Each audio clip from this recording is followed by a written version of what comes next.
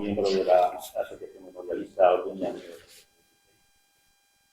Veo por las personas que conozco que habéis sido muchos coetáneos de la presentación, como yo mismo también. La presentación, pues, casi sobra. Pero bueno, hay que hacer un pequeño panegírico de quien nos va a deleitar con conocimiento. Bueno, deciros que José Ignacio Salazar Echalde, un mexicano de nacimiento, vizcaíno de adopción, inició su andadura aquí en Orduña como secretario general, lo inició en Orduña en 1981, según dijo él, lo hizo en un barco incomparable para un aficionado a la historia como él. Dijo que el primer día de trabajo lo hizo en la planta baja de una torre regular rodeado de legazos. Y a la tarde tuve que acudir a un consejo abierto en la Junta del Trabajo. Se memora por fundación que nos hace el trabajo precisamente de los secretarios de ayuntamientos pequeños.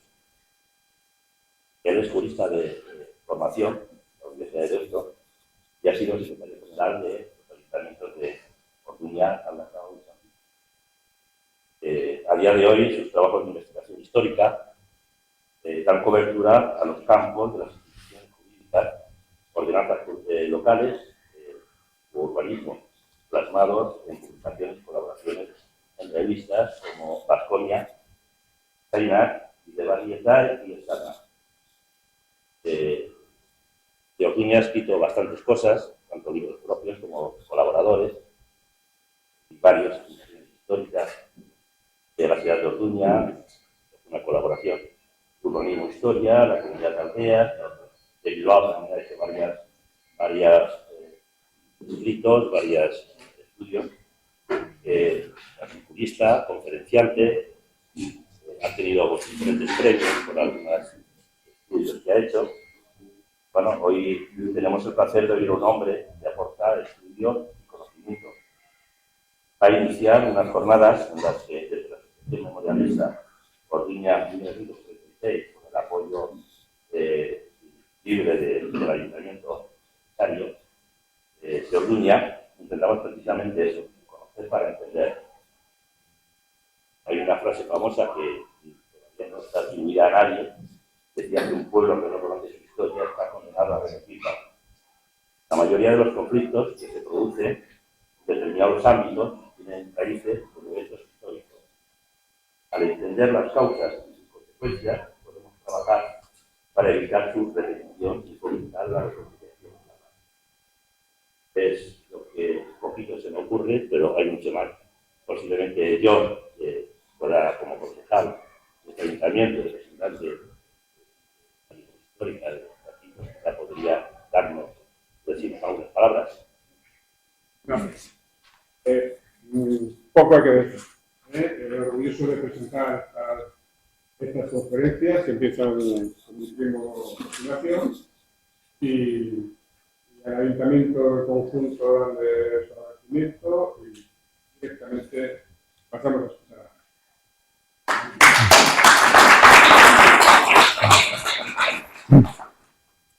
Bueno, arratsaldeon eta eskerrik asko etortzeagatik. Lehenik eta behin, eskerrak Orduñako udalari eman dizkiot gonbidatzeagatik. Beste aldetik, memoria bizia mantentzeko jardunaldiak hauek oso beharrezkoak direla uste dut. Agradecer, por supuesto, al Ayuntamiento la invitación y las palabras anteriores, por supuesto.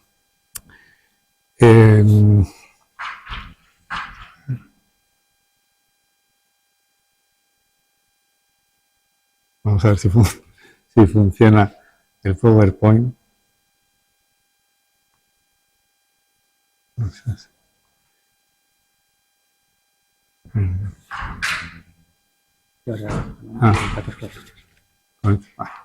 Muy bien.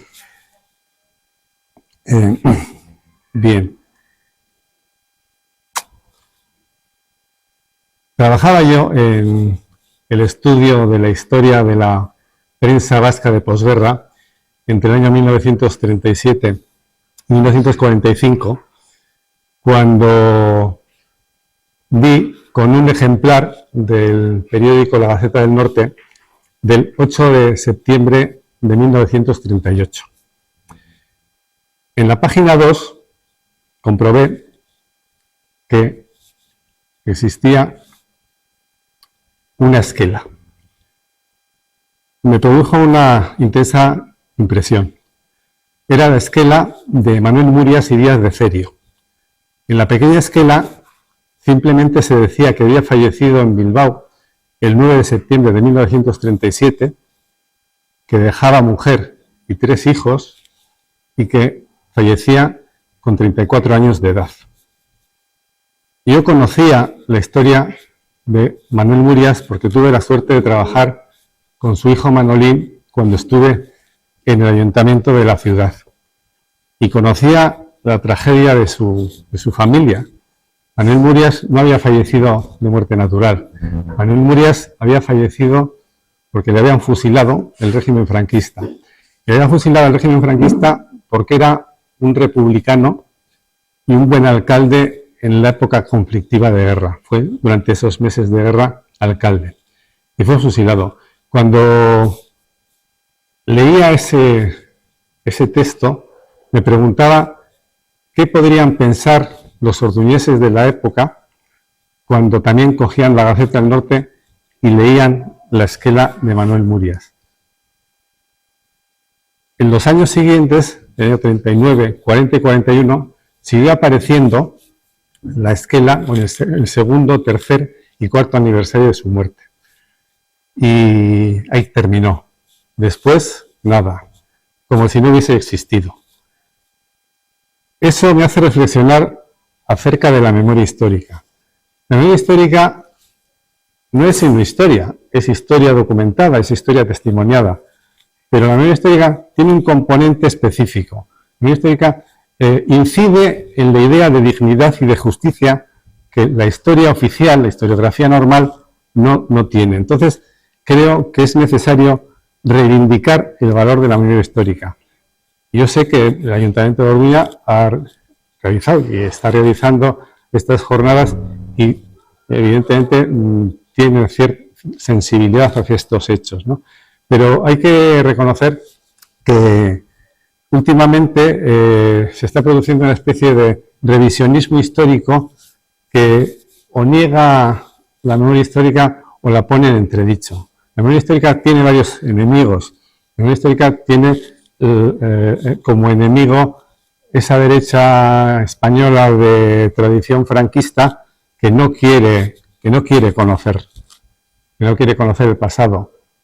Hay otro tipo de enemigos también. Están aquellos que consideran que la transición política de los años 70 fue modélica y es mejor pasar páginas, es mejor olvidar. E incluso existe una tercera enemistad con la memoria histórica, como dice el profesor catedrático de Historia del Derecho, Benjamín Verón, en relación con la memoria histórica, que la memoria histórica tiene enemigos en cuanto que hay una mala o falta de voluntad política para acceder a ese conocimiento, y también hay a veces un pésimo conocimiento de la cultura jurídica. Estamos viendo últimamente que hay autores, juristas o no, porque hay de todo, que están hablando de un derecho al olvido frente a lo que es un derecho a la verdad, que para mí obviamente pues es preferente, ¿no? Por eso lo que voy a describir o narrar en esta conferencia es un tanto distinto a lo que he hecho en otras charlas que he tenido la suerte de dar aquí en Orduña. En Orduña he hablado de la Junta de Ruzábal, del urbanismo, de las ordenanzas municipales, de la toponimia histórica. Bueno, son hechos históricos interesantes, importantes para conocer la historia de la ciudad. Pero en este caso toca un aspecto especialmente sensible, porque son unos hechos que acaecieron y que conocieron nuestros padres y nuestros abuelos. Eso es diferente a un estudio histórico de mayor antigüedad. Tiene ese contenido. Y por eso, porque tiene ese contenido, me gustaría hacer un par de aclaraciones.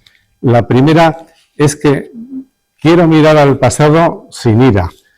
Yo creo que el pasado, por un motivo muy claro, aquellas víctimas de la guerra civil que he conocido no han tenido nunca ira, no es conocido con ira. Sería un error por nuestra parte que mirásemos al pasado con ira. El pasado hay que mirarlo con sosiego, pero aunque lo miremos con sosiego, hay que tener también claro una cuestión, y es que hubo unas víctimas a las que hay que recordar y hay unas responsabilidades de esas víctimas. El régimen franquista es el responsable de las víctimas de la guerra civil y por lo tanto hay que saber que el franquismo fue un sistema represivo, en relación con lo físico, fusilamientos, detenciones, en relación con lo jurídico, deportaciones, exilios, y en relación con lo social, con la coacción social. Eso hay que conocerlo para tener en cuenta el pasado en su globalidad. Y por otro lado, entiendo yo que esa referencia al pasado, al deber de memoria, que digo yo, es esencial, porque si no, pensemos, Manuel Murias y Díaz de Cerio fue fusilado, esa fue la pena que le impuso, la injusta pena que le impuso el régimen franquista. Sería tremendo para mí que se le impusiese otra pena, la pena del olvido. En el mundo romano existía lo que se llamaba damnatio memoriae, que consistía en que era una de las penas más infamantes, eludir o decir que esa persona no había existido. Eso es lo que tenemos que evitar, ¿no? Y en ese sentido es por lo que digo que tenemos el deber de memoria en este tema. Una última aclaración. Van a ser 9 años de posguerra, de 1937 a 1945. Por tanto, lo que vamos a ver o lo que voy a describir se trata simplemente casi de una pincelada, de un retazo, porque es obvio y evidente que 9 años no se pueden resumir en 50, 60 minutos, ¿no? Y además estoy seguro de que muchos de vosotros y vosotras tenéis también testimonios históricos de lo que pasó en esos años de posguerra, probablemente mucho mejor que yo. Bien.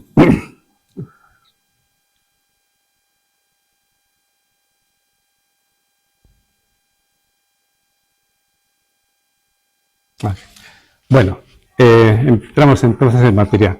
Fin de la guerra del primer ayuntamiento franquista. El ayuntamiento al servicio de Franco. ¿Cuándo empieza la posguerra en Orduña? Bueno, el 19 de junio del 37 entran las tropas franquistas en Bilbao. Días después entrarían en Orduña. Aunque aquí, de todas formas, hay un cierto confusionismo, porque el primer aniversario de lo que llamaron liberación de Orduña tuvo lugar el 26 de junio de 1938. Pero sin embargo sabemos que ya días antes, el 24 de junio, ya existía una milicia dentro de la ciudad. Había militares dentro de la ciudad el día 24. Y probablemente con anterioridad, porque días antes las fuerzas republicanas ya habían abandonado la ciudad, ¿no? Hasta el 8 de julio de 1937 no se constituye el ayuntamiento. Entonces, se produce un tiempo bastante amplio entre la ocupación militar y la constitución del ayuntamiento. Lo normal era que, una vez tomado la ciudad por las tropas franquistas, el ayuntamiento se constituía con cierta rapidez. Conocemos el caso de Bilbao. Bilbao fue tomado el día 19 de junio de 1937 y ya para el sábado, y ya para el lunes 21 de junio ya existía constituido el ayuntamiento y al frente del mismo el alcalde Areiza. Aquí hasta el 8 de julio no se constituye el ayuntamiento, y se constituye el ayuntamiento por orden del gobierno civil. El gobierno civil es el que constituye el ayuntamiento. El 8 de julio a las 12 del mediodía se reúne en el ayuntamiento y el gobierno civil nombra al alcalde Luis Yaguno, al primer teniente de alcalde Epifanio Larrea, al segundo teniente de alcalde Lecanda, y así sucesivamente, un síndico y cinco regidores más, ¿no? Pero curiosamente, el alcalde no era alcalde. ¿Y esto cómo se puede explicar? Se explica de la siguiente manera. Formalmente fue nombrado alcalde Luis Yaguno, pero jamás ejerció como tal. Jamás el alcalde efectivo fue el primer teniente de alcalde, que fue Epifanio Larrea. No llegó a tomar posesión del ayuntamiento, pese a lo cual, si leemos todas las actas municipales de aquella fase primera, del primer ayuntamiento, vemos que formalmente se le califica como alcalde de la ciudad, ¿no? Lógicamente, los primeros acuerdos que se toman son de tipo patriótico español, como no podía ser de otra manera, ¿no? Se felicita y se muestra la adhesión total y absoluta al gobierno de Burgos, al gobierno golpista de Burgos, al caudillo Franco y al gobernador civil que les había nombrado alcaldes y regidores y concejales a todos los demás, ¿no? Con posterioridad, este tipo de acuerdos pues sigue existiendo cuando se habla de Mola como libertador de Orduña y de Vizcaya, cuando se felicita por la toma de Santander, cuando se establece el Día del Caudillo, bueno, todas esa serie de actos o actuaciones patrióticas son asumidas fervientemente por el ayuntamiento.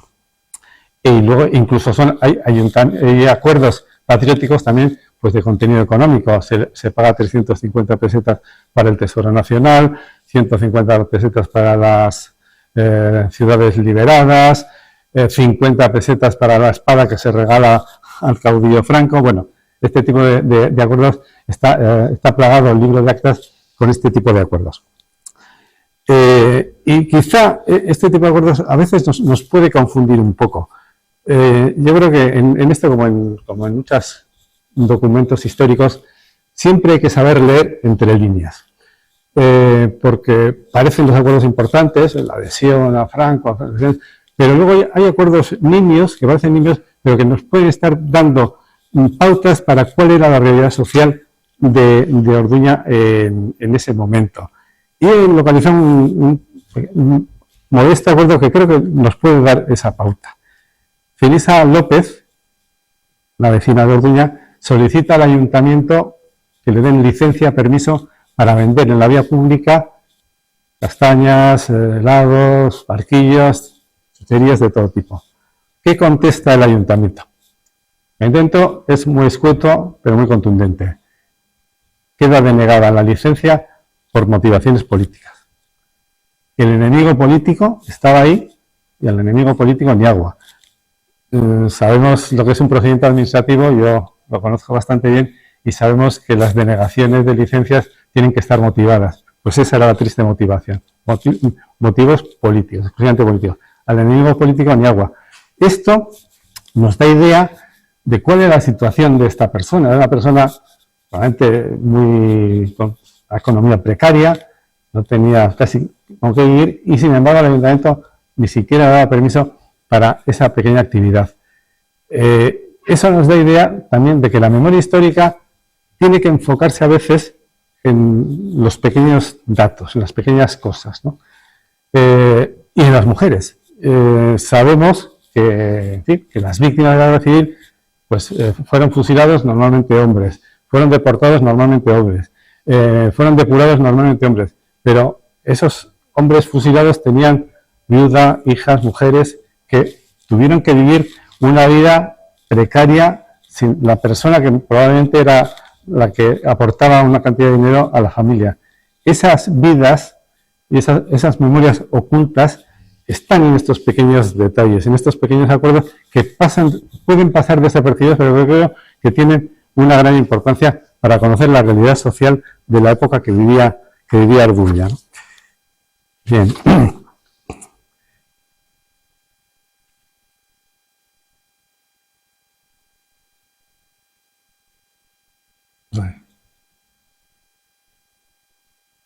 ¿Me podéis perdonar? Bien. El ayuntamiento, después de tomar posesión, casi inmediatamente en la segunda o tercera sesión que celebra, empieza a tramitar expedientes de depuración de funcionarios. Había que limpiar la administración local de los desafectos. Para ello se generó un expediente administrativo y todos los funcionarios tenían que realizar una solicitud para recuperar el puesto de trabajo. Esas solicitudes eran examinadas por un grupo de concejales, examinaba la documentación presentada y tomaba una decisión. La decisión era que pudiesen volver al puesto de trabajo o ser depurados. Es verdad que la mayoría de los funcionarios del ayuntamiento volvieron a su puesto de trabajo porque, digamos que la composición social y política de la plantilla municipal se ajustaba en buena medida en lo que era la realidad social de Orduña, que, como sabéis, era una realidad mayoritariamente en aquel momento carlista. Y 16 funcionarios volvieron a su puesto de trabajo. Pero 6 no. 6 fueron depurados. Un médico, 2 barrenderos, 2 guardias municipales y el depositario y oficial mayor. El caso de este es especialmente significativo y me voy a detener un poco en él. Epifanio Lejalde, que así se llamaba el depositario de fondos, presentó la solicitud y fue denegada en base a su condición de separatista. Curiosamente, Epifanio Lejalde realizó un recurso, los demás no, pero él realizó un recurso. El recurso fue de nuevo conocido por esa comisión municipal y fue desestimado. Pero curiosamente, en este caso, el Ministerio de la Gobernación aceptó la solicitud de Epifanio Lejalde para que volviese y se reintegrase en el puesto de trabajo. Al ayuntamiento no le hizo ninguna gracia y le jubiló. Cuando tenía 69 años y le jubiló. Y entonces, cuando Epifanio Lejalde fue a cobrar la pensión de jubilación, el propio ayuntamiento denegó la pensión. O sea, era una situación kafkiana, era una situación totalmente kafkiana. No podía volver y cuando volvía, ya como jubilado, no le pagaban la pensión. Llegó a intervenir incluso la Abogacía del Estado para decir al ayuntamiento que efectivamente que le debía pagar la pensión. Durante todo este término del expediente, que dura más de un año, pues probablemente no cobró ninguna cantidad de dinero, ¿no? Este es un ejemplo, me parece a mí, ejemplo de ensañamiento especialmente hacia una persona, porque tenemos que tener en cuenta que parece que el ayuntamiento tenía una especial manía a esta persona, incluso superior a la del propio Administración Central, ¿no? Es una situación realmente lamentable. En cualquier caso, las bajas por depuración fueron cubiertas por personal afín, como no podía ser de otra manera, y el puesto principal del ayuntamiento, el secretario del ayuntamiento, también tomó la decisión de que fuese afín, decía, al glorioso movimiento nacional. Y por acumulación estuvo durante una temporada ese funcionario que debía reunir esas condiciones, que era el secretario del Ayuntamiento de Orozco. Vale. Bien. Este primer ayuntamiento dura solo 7 u 8 meses y en febrero o marzo del año 1938 tenemos un nuevo ayuntamiento, Benigno de la Torre como alcalde. A este ayuntamiento le tocó organizar la celebración del primer aniversario de lo que llamaban la liberación de Orduña. El patriotismo aquí se mezcla con lo que yo considero pues, una manipulación religiosa. ¿Por qué lo digo? La celebración no obedecía tanto a una especie de ética militar en donde las tropas gloriosas habían liberado Orduña, sino que parecía, por lo menos así lo deduzco de las intervenciones que aparecen en las sesiones plenarias del ayuntamiento, la cuestión principal era lo que el franquismo llamó en tiempos posteriores el nacionalcatolicismo, es decir, que lo principal era que el Estado tenía una vinculación plena y directa con la religión católica, y así lo consideraban los miembros de la corporación local. Esa vinculación se manifestaba en la necesidad de manipular un tanto determinadas devociones que luego veremos. Voy de todas formas a realizar una comparación porque creo que es interesante. En Bilbao, la manipulación tuvo lugar en relación con la Virgen de Begoña y en Orduña en relación con la Virgen de la Antigua. Y voy a hacer un paralelismo entre ambas situaciones. En Bilbao, un par de meses después de la llamada liberación, se celebró en la Basílica de Begoña un acto muy solemne en donde acudió la mujer del dictador de Franco, Carmen Polo, para entregar, decía, devolver las joyas y la corona a la Virgen de Begoña que supuestamente habían sido robadas por el separatismo traidor. Y así se vendió la cuestión. La idea era demencial, no había ningún robo, se habían llevado las joyas para protegerlas de una posible rapiña, pero el régimen franquista vendió aquello como que el separatismo había robado las joyas y un aviador glorioso las había recuperado en Toulouse. Es una falacia, pero esa fue la venta que hizo el franquismo respecto de la Virgen de Begoña. Incluso más, esa consideración de agravio hacia la Virgen de Begoña cometida por los separatistas, había que vengarla, ¿no? Es muy curioso el nacionalcatolicismo cómo se plantea en esta cuestión, ¿no?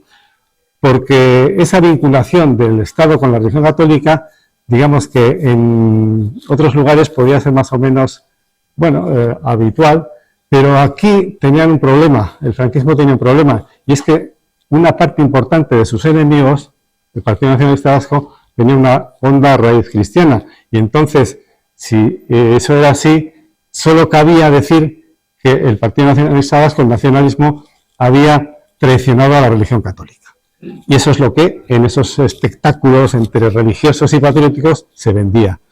Llegó a más porque se celebró después, en septiembre del año 37, en Bilbao, una especie, lo llamaron de alguna forma, de procesión de la Virgen de Begoña, en donde, instalada en una carroza rociera traída de Sevilla, y rodeada de parejas de caballistas, con las mujeres vestidas de faraones y con peineta, los hombres vestidos con chaquetilla blanca y sombrero de ala ancha al hombro, pues iban desfilando en derredor de la Virgen de Begoña, un espectáculo entre, bueno, delirante y esperpéntico.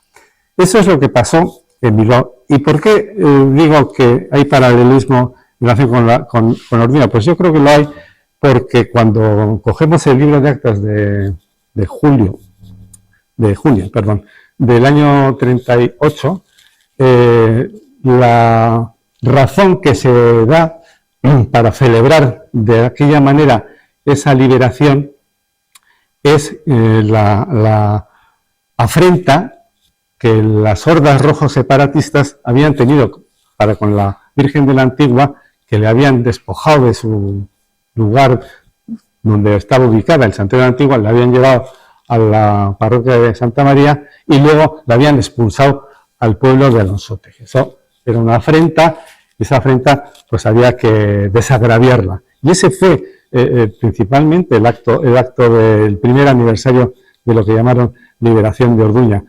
Colgaron a la Virgen de la Antigua en una especie de tribuna en la plaza, y acudieron pues toda una serie de gerifaltes del régimen.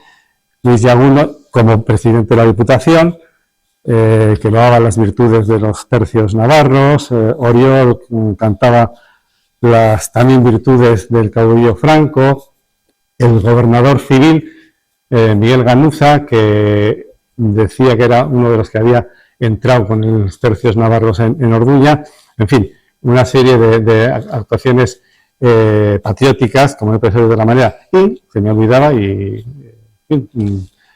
siento decirlo, también estaba Esteban Bilbao. Esteban Bilbao es un personaje muy curioso. Fue carlista, tradicionalista, llegó a ser ministro de Justicia, fue presidente de las Cortes Españolas con Franco durante más de 20 años y tenía una tradición también como orador muy conocida.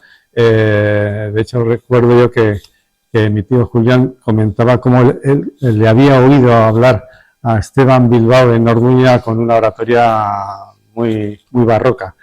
Por cierto, si queréis oír una oratoria que yo no calificaría de barroca, pero una oratoria tremebunda, en internet pincháis Esteban Bilbao y simplemente lo ponéis en el vídeo y hay una intervención en las Cortes franquistas del año 46 que es digna de verse y oírse, no os va a defraudar, ¿eh? Bueno, pues esto era, digamos, la parafernalia patriótica en la celebración del aniversario del primer año de la liberación, sí, de Orduña. Después de estar la Virgen de Begoña, la Virgen de la Antigua, en la tribuna, fue conducida en peregrinación por el Paseo de la Antigua hasta el santuario, y en la explanada ahí intervino el obispo, que también acudió, como era lógico, a esta celebración, Monseñor Laucírica, que cantó las virtudes del Franco general cristianísimo, ¿no? Bien.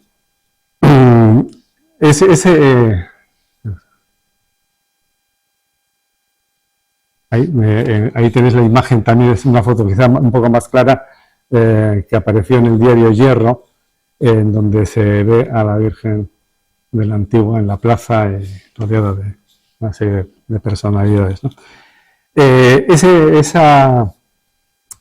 Digamos, ese nacionalcatolicismo que trasluce en todos estos hechos siguió en años posteriores. Cuando se celebra el 300 aniversario de los votos de la Virgen de la Antigua en 1939, también el ayuntamiento vuelve a recordar cómo ese era un acto de catolicidad en donde debía primar la idea de que lo católico por encima de todo, y que había que mantenerlo a machamartillo. Bien. Bueno, la militarización de la ciudad. Los militares dueños del territorio. Parece una obviedad, pero hay que volver a decirlo. La dictadura que establece Franco es una dictadura militar. Aunque sea una obviedad, yo creo que es bueno repetirlo. Y los militares se convirtieron en los dueños del territorio. De hecho, en el pleno municipal donde se constituye el primer ayuntamiento franquista, asiste el comandante militar y el ayuntamiento se pone a la completa disposición de ese comandante. Es una situación similar a la que acaecía en época feudal, donde el vasallo prestaba pleitesía al señor, ¿no? Es evidente. Quizá la peor imagen de militarización de la ciudad fue sin duda el campo de concentración. No voy a incidir en ese tema porque sé que una de las conferencias de estas jornadas va a tocar expresamente este tema y además, bueno, está creo que suficientemente documentado en el libro de Joseba Eguiguren, ¿no? Pero sí, creo que si describimos la situación de la posguerra de Orduña, sería imperdonable no recordar a las miles de personas que pasaron primero por el campo de concentración entre el año 1937 y 1939 y después en la prisión central de 1939 a 1941. Hambre, malos tratos, sufrimiento, 20 y tantas muertes oficiales en el campo de concentración, probablemente más, 200 y pico en la prisión. Bueno, una debacle, una una tragedia, ¿no? Una tragedia. En cualquier caso, se ejemplifica también bien esta situación con un acuerdo del Ayuntamiento de la ciudad, en esa labor que digo de espigueo de acuerdos o de leer entre líneas, de cómo el enterrador municipal, Jorge Murga, solicita un aumento de sueldo por la cantidad de trabajo que tenía en relación con los muertos que había en la prisión de la ciudad, ¿no? Da ejemplo de cuál es la situación. La contestación que da el Ayuntamiento de Ordeña no es subirle la retribución, le da una especie de bonificación de 5 pesetas por cada enterramiento, porque dice que bueno, es un tema temporal y que eso pasará rápidamente. No pasó rápidamente, sino que pasaron 2 años más hasta el año 41. Sí que es cierto, y esto creo que también conviene decirlo, que yo creo que ya el año 39 al Ayuntamiento de Orduña no le gustaba demasiado la presencia de la prisión en la ciudad. Y de hecho el año 39, en octubre del año 39, dirige un telegrama al Ministerio de la Gobernación, al Ministerio de Justicia, la Dirección General de Prisiones, en donde pide que desaparezca la prisión. La prisión no desapareció, no le hicieron caso y siguió, como creo que sabéis, hasta el año 41. Bueno, esa prepotencia militar también se realizaba en elementos que pueden parecer un poco anecdóticos, pero también que son significativos. El comandante pide al ayuntamiento que pague a su chofer. El ayuntamiento paga todos los gastos del escritorio de oficina que tenía la comandancia militar, ¿no? Y el ayuntamiento también hacía regalos a los coroneles que pasaban por aquí, por ejemplo al coronel García Valiño. Bueno, más bien fue un curioso regalo porque el ayuntamiento entregó el dinero al círculo tradicionalista y el círculo tradicionalista hizo el regalo, pero realmente el regalo lo pagó el ayuntamiento. Y cuestiones no tan anecdóticas, pero que simbolizan muy bien esa situación de militarización, fue la ocupación de una calle. Curiosamente, había un cuartel en la aduana y el comandante decidió que no era suficientemente grande y decidió vallar toda la calle por donde hemos entrado, alrededor de 1.250 metros cuadrados, que era una calle, como sabéis, dominio público. El ayuntamiento ni se enteró, el ayuntamiento no prestó ninguna autorización. Y se sabe porque aparece una especie de acuerdo, vamos a decirlo así, en el acta municipal, en donde tímidamente y de una forma también bastante sumisa, el ayuntamiento dice, hombre, que si hubiesen pedido la autorización para cerrar esa calle, que por supuesto al glorioso ejército español se lo hubiesen dado, pero que había que saber que esa calle era dominio público, por lo tanto propiedad municipal y no propiedad del ejército. Y luego también otro ejemplo de militarización es el uso y abuso que hacían de la leña de los montes públicos. Esquilmaron parte de los montes públicos porque no sé si acabaron con buena parte de los montes, pero sí, de hecho, el ayuntamiento no llegó a protestar, dijo que si disponían de esa leña, que por lo menos la pagasen y que de ahora en adelante que solo dispusiesen de la leña del Monte San Pedro. Esa es un poco la situación que se planteaba con los militares en el poder, hoy como señores del territorio. Bien, ejemplo también de la militarización es lo que yo llamo lisonja a los jefes del ejército. Es un acto también de una especie de sumisión al ejército. Creo que buena parte de los que aquí estáis conocéis la figura de Ángel Salas Larrazábal. Ángel Salas Larrazábal fue aviador que intervino de una forma frecuente en la guerra civil, y después de la guerra civil también intervino en la División Azul. Cuando termina la guerra, recibe un gran homenaje en Getafe por los triunfos militares. Había derribado, no sé, del orden de 12, 14 aviones, había participado en más de 60 combates, era un aviador experimentado y recibe ese homenaje. Y el Ayuntamiento de Orduña, 2 años después, en 1942, cuando vuelve Salas Larrazábal de la División Azul del Frente de Rusia, pues tiene la idea de nombrarle hijo predilecto de Orduña. Yo no conozco, creo que no conocemos ninguno de los que estamos aquí, ninguna obra, labor, trabajo excepcional que hiciese en honra o a favor de Orduña. La motivación de ese nombramiento como hijo predilecto de Orduña estaba en su lucha frente al ejército soviético, en su lucha frente al comunismo y, por supuesto, en su brillante trayectoria militar en la guerra civil, ¿no?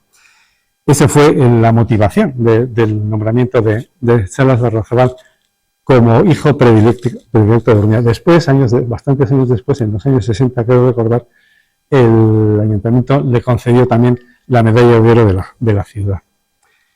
El ejemplo de Salas Larrazábal creo que es interesante a los efectos de determinar un poco o diferenciar o matizar, si acaso, lo que es historia oficial de lo que es memoria histórica. ¿Por qué lo digo? No sé si conocéis que en el año 2011 hubo un cierto escándalo a nivel mediático cuando se supo que el Diccionario Biográfico Español, obra que pretendía ser emblemática y de referencia en relación con un diccionario biográfico español de la Real Academia de la Historia, se conoció que la biografía de Franco, bueno, pues dejaba de ser un dictador totalitario, era un personaje, bueno, con cierto autoritarismo, pero con grandes logros. Eso resultó escandaloso. Eso resultó escandaloso porque realmente era un blanqueo total y absoluto de quien fue dictador del régimen, ¿no? Yo, en relación con ese diccionario, he tenido la curiosidad de ir a la voz de Salas Larrazábal, Ángel Salas Larrazábal. He examinado un poco lo que dice de él ese diccionario que se pretende, como digo, ser un referente biográfico de los españoles de pro. Claro, cojo los datos que ya aparecen y el bombardeo de Chandiano no existe. Sabéis, creo, que fue uno de los aviadores, Ángel Salas Larrazábal, que bombardeó a la población civil en Ochandio. Además fue un bombardeo realmente cruel. Fue un bombardeo cruel porque fue el primer bombardeo en la península. Fue un bombardeo donde la mayoría de las víctimas fueron niños. Fue un bombardeo en donde, según cuentan determinados testigos, los propios aviadores iban saludando con la bandera de la República a los que estaban en la plaza Anticona y en vez de lanzarles papeles, pues le lanzaron bombas y hubo más de 60 muertos. Pues bueno, en el diccionario de la Real Academia ese bombardeo de Chandiano no existe y se dice que participó desde el día 22 de julio de 1936 en el Frente Vascongado, ¿no? Ahí queda tapado todo eso. Si seguimos pasando página de la biografía que ahí aparece, vemos que la División Azul tampoco existe. Fue al frente del este, al frente ruso, y ahí intervino. Y luego la biografía sigue, claro, la biografía sigue. Se le nombra capitán general, pero la biografía sigue de una forma muy curiosa, ¿no? Antes de ser nombrado, y voy por partes, fue nombrado senador real por Juan Carlos I el año 1977. Y luego el propio gobierno socialista de Felipe González de 1991 le nombró capitán general honorario.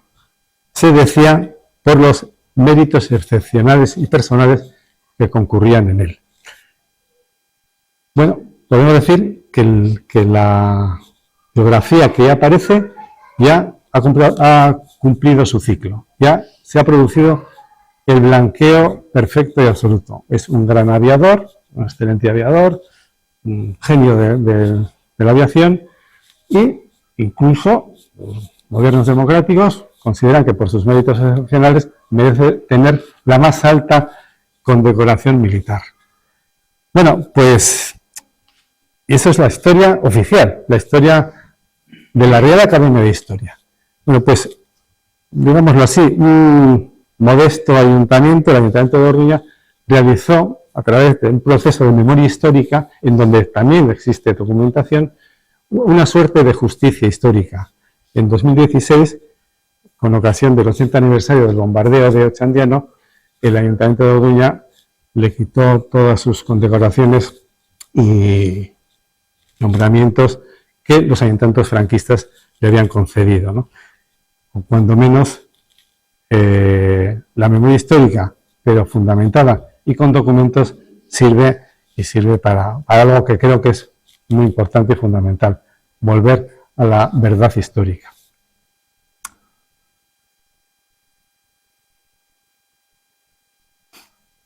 Vamos a ver.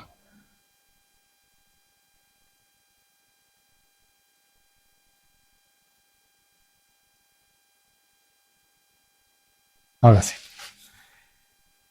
Bien, los militares hemos dicho que eran los señores del territorio, ¿no?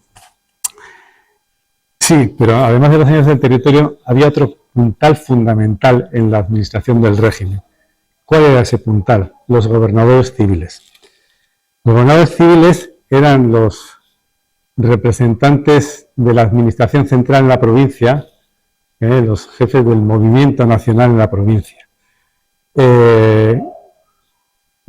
Los que tenemos ya cierta edad recordamos que el nombre del gobernador civil era muy conocido, era mucho más importante que el presidente de la Diputación, mucho más importante que el alcalde de Bilbao. Era realmente quien mandaba, era el gobernador civil quien mandaba. Sabemos dónde estaba el gobierno civil, en casi la principal edificación del ensanche de Bilbao, ahí en la plaza elíptica. Y como puntal de la administración, pues realizaba una doble visita: visitas de inspección, visitas de control en los ayuntamientos. Como digo, controlaba la provincia, controlaba los ayuntamientos, y los ayuntamientos eran controlados a través de las propias órdenes que se dictaban desde Bilbao, y al mismo tiempo también realizaban visitas que a veces eran de inspección para controlar la situación, y a veces eran una especie de visitas de cortesía, en donde, bueno, celebraban determinadas actividades, festejos y demás. En el año 43, veis ahí, se acercó el gobernador, que tenía además un nombre realmente entre épico y tremebundo. Se llamaba Rodrigo Vivar, casi era el Cid, Rodrigo Vivar Tellez. Y bueno, cuando se da cuenta de la visita de este señor, el ayuntamiento en pleno le recibe, pero lo reciben las fuerzas vivas de la ciudad, ¿no? Le recibe el teniente de la Guardia Civil, el cura párroco, en fin, todas las autoridades. Y visita tanto la parroquia de Santa María como el Santuario de la Antigua, el Hospital Civil, el propio ayuntamiento, etcétera, etcétera. Estas visitas, en este caso concreto de esta visita, me llama la atención un tema que también podría resultar anecdótico, pero que no lo es. Cuando llega al Hospital Civil, dice el periódico que habla de la noticia, otorgó una gran donación, una generosa donación de 1.000 pesetas al Hospital Civil. Este es ejemplo claro, muy claro, de cómo la dictadura, el Estado totalitario, tiene esos rasgos de aparente personalismo, de aparente populismo, ¿no? Un paternalismo en donde un señor generoso, que es el gobernador civil, graciosamente otorga una donación al Hospital Civil. la gobernación que debió de ser tanto para el gobernador como para el diario que dio cuenta de la noticia, muy importante, porque meses después, cuando vuelve el gobernador civil Vivar Téllez a la fiesta de 8 de mayo del año 44, tuvo buen cuidado de visitar el hospital y ver qué es lo que se había hecho con esa generosa donación, ¿no? Es una cosa que realmente, pues bueno, resulta curiosa por el paternalismo que todo ello denota, ¿no? Bien,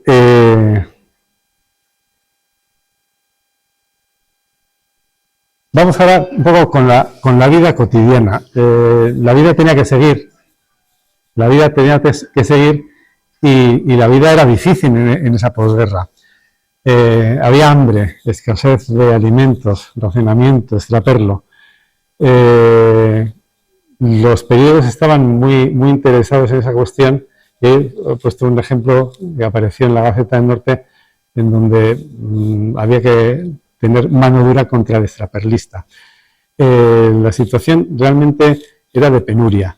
Pero curiosamente el hambre se tiene no tanto desde la toma de Orduña del año 37 al 39, cuanto del año 39 al 45. Curiosamente, los ejemplos de escasez y de situación dramática en relación con la alimentación se dan sobre todo a partir del inicio de la Segunda Guerra Mundial, del año 39. La escasez de alimentos es todavía mayor. Si ya era duro y difícil, es todavía mayor. Cuando las tropas de Franco iban ocupando poblaciones, era muy habitual que estuviesen repartiendo lo que llamaban el pan blanco, frente al pan negro, que es el que comían los republicanos, en fin, en situación realmente comprometida, como por ejemplo la que tuvo Bilbao en casi un sitio de más de 3 meses, ¿no? Es conocida la anécdota de un comercio bilbaíno cuando los militares toman Bilbao, apareció en el escaparate de ese comercio un trozo de pan negro diciendo el pan que daban los rojos, ¿no? En contraposición a ese pan blanco maravilloso y delicioso que daban los franquistas. El pan blanco se agotó muy pronto. El pan blanco duró muy poco tiempo y realmente pues la situación de hambre fue dura y difícil. De hecho, en el año 1941 se aprueba una ley durísima en relación con el tema de la alimentación, llegándose a establecer incluso la pena de muerte para determinados delitos en relación con la entrega de alimentos, ¿no? Se castigaba pues la falta de peso, se pretendía controlar la calidad de la alimentación y los gobernadores civiles imponían cientos y cientos de multas en relación con este tema. A título de ejemplo, he encontrado un par de multas que se produjeron en Orduña de 500 pesetas a la viuda de Aldama y de 150 pesetas a otra viuda en razón, decían, de la falta de peso del pan. La situación, por lo tanto, era de muy completa carencia de mínimos bienes materiales, ¿no? Otra cuestión en relación con la vida cotidiana, creo que es interesante, es la prensa que se leía. ¿Qué leía el orduñés de aquellos años? Había 3 periódicos, básicamente: El Correo Español del Pueblo Vasco, Hierro y la Gaceta del Norte. El periódico más leído en Orduña era el último, la Gaceta del Norte. Era un diario de tradición católica y los otros diarios estaban muy vinculados, totalmente vinculados, al falangismo y al nacional sindicalismo, ambos de ellos.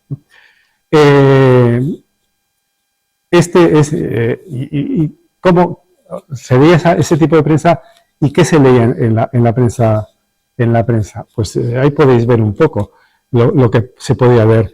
Glorias militares, vemos a Hierro como el caudillo victorioso, loas y alabanzas a las dictaduras que en aquel momento estaban en alza en toda Europa.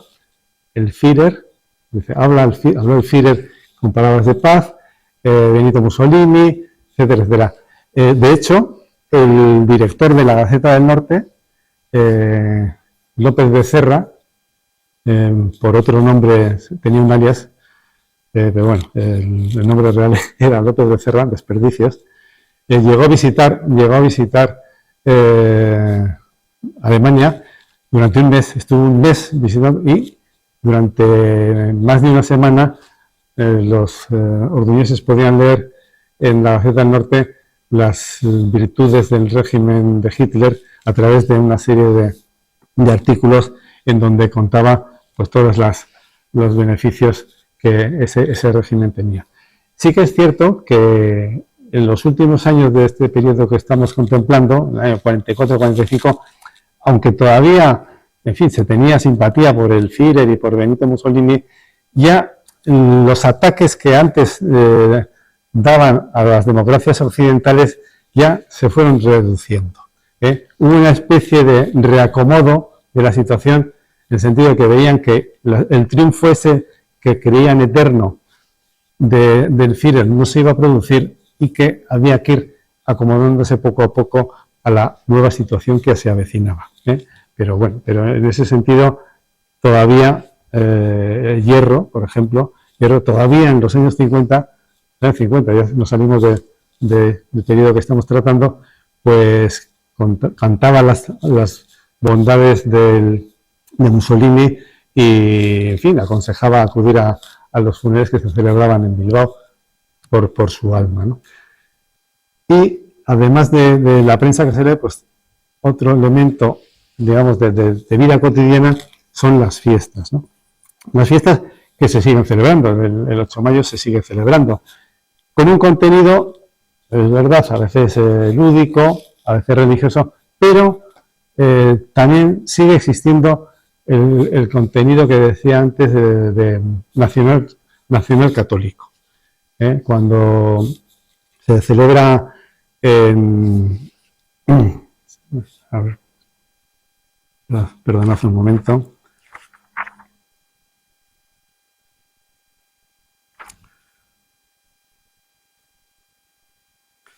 Bien, decía que cuando se celebra las fiestas de 8 de mayo hay una festividad religiosa, hay una festividad lúdica, pero el año 1945 se produce una curiosa paradoja. El 8 de mayo de 1945 toda Europa estaba celebrando la victoria de las tropas aliadas frente a la dictadura de Hitler.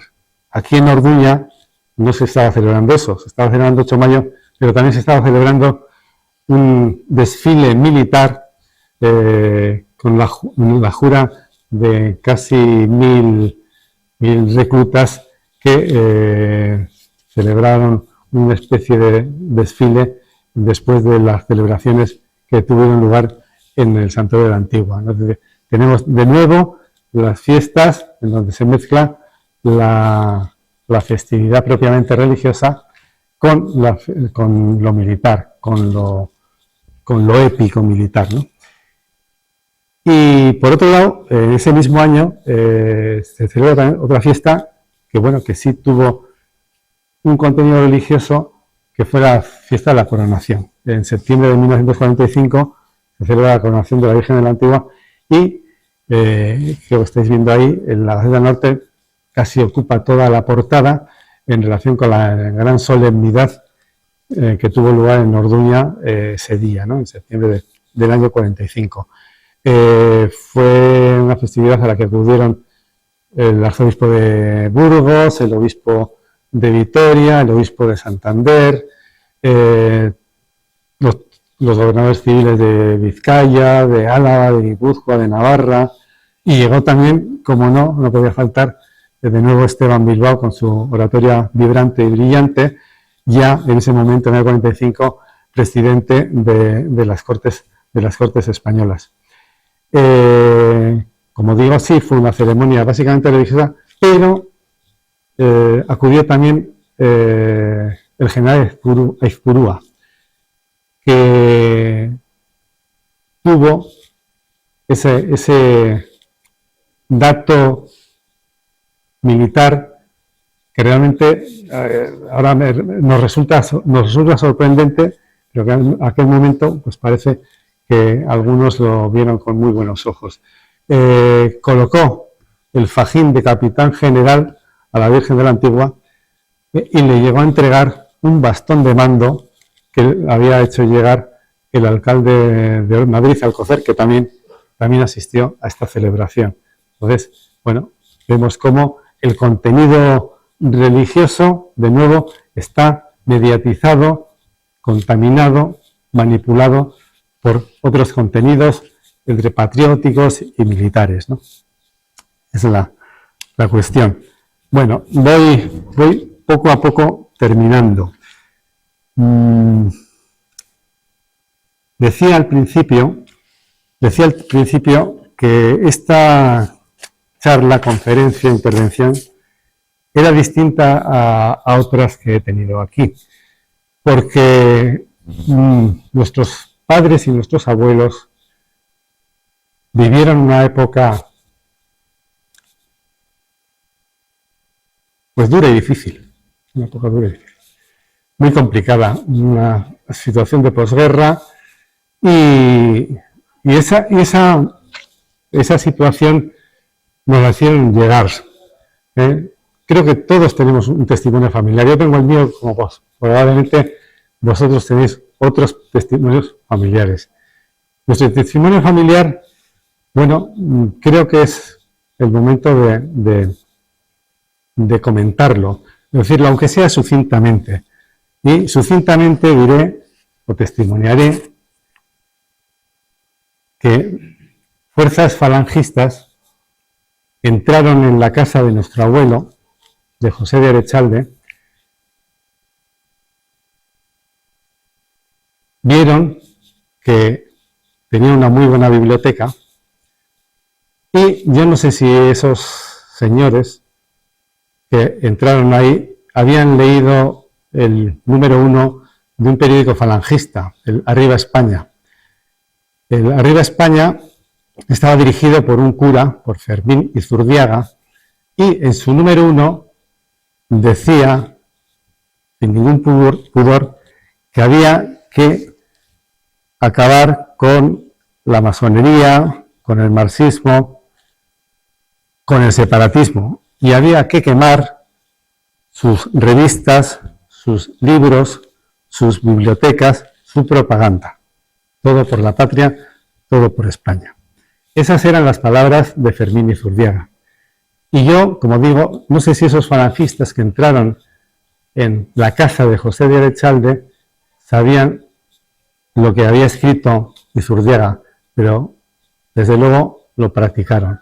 Sacaron todos sus libros al jardín y lo quemaron toda su biblioteca. Y además quemaron parte de la biblioteca de los jesuitas, porque mi abuelo, que tenía buena relación con ellos, había considerado que podía ser un buen depósito de los libros que no se podían llevar los jesuitas cuando fueron expulsados. Pues también quemaron los libros de los jesuitas, esos falangistas. Esa es la historia negra del falangismo. La quema de las bibliotecas, que tanto nos recuerda a la Alemania nazi, hemos visto fotos, hemos visto películas en donde vemos como soldados nazis con la cruz gramada queman los libros. Aquí no hemos visto nada de eso, porque no hay fotos, no hay películas, pero sabemos que pasó. El testimonio es claro, sabemos que pasó y tenemos la obligación de decirlo. Tenemos el deber de memoria. Pasó eso y se quemó la cultura, la biblioteca de nuestro abuelo. Y al mismo tiempo no se conformaron con eso. Además de esa rapiña, por supuesto, robaron todo el mobiliario y al mismo tiempo robaron 4 cuadros que tenía en su casa. Eran 4 cuadros de los apóstoles de la escuela de José de Rivera y se llevaron a un lugar desconocido. Muchos años después, tuvimos conocimiento del lugar en donde estaban esos cuadros. ¿Dónde estaban esos cuadros? En el monasterio de San Pedro de Cardeña. monasterio, por cierto, también conocido como campo de concentración. Bien, lo sabemos porque aparecía una noticia en la prensa de Madrid con las fotos de los cuadros diciendo que sorpresivamente pues, habían aparecido unos cuadros en el desván del monasterio de San Pedro de Cardeña. Eran los cuadros de nuestro abuelo José de Erechalde. Yo en mi ingenuidad, estaba trabajando todavía en Orduña, en mi ingenuidad les remití un escrito a los monjes de San Pedro de Cardeña. Por supuesto, las respuestas fueron evasivas, no sabemos nada, no sabemos cómo han llegado, probablemente será una donación, no sabemos nada. El problema de los frailes de San Pedro de Cardeña no es si supiesen o no de dónde procedían sus cuadros. El problema es que no querían saber. Ese es el problema de los que están en contra de la memoria histórica. No quieren saber. No es que no sepan, no quieren saber. Ese es realmente, para mí, el problema. No quieren saber. Existe en este momento un equipo de trabajo de la Universidad Complutense, creo que está trabajando en la rapiña de las obras de arte de la Guerra Civil. Yo no sé si conseguirán algo, no lo sé, porque nosotros no tenemos ninguna documentación. Pero el problema ya no es tanto recuperar o no ese patrimonio, ¿no? El problema es la actitud de rechazo a la verdad, como decía al principio, el rechazo a la verdad. Y bueno, y aparte de esa pérdida patrimonial, claro, está la principal de todas las pérdidas. Mi abuelo, José de Erechalde, nuestro abuelo, José de Erechalde,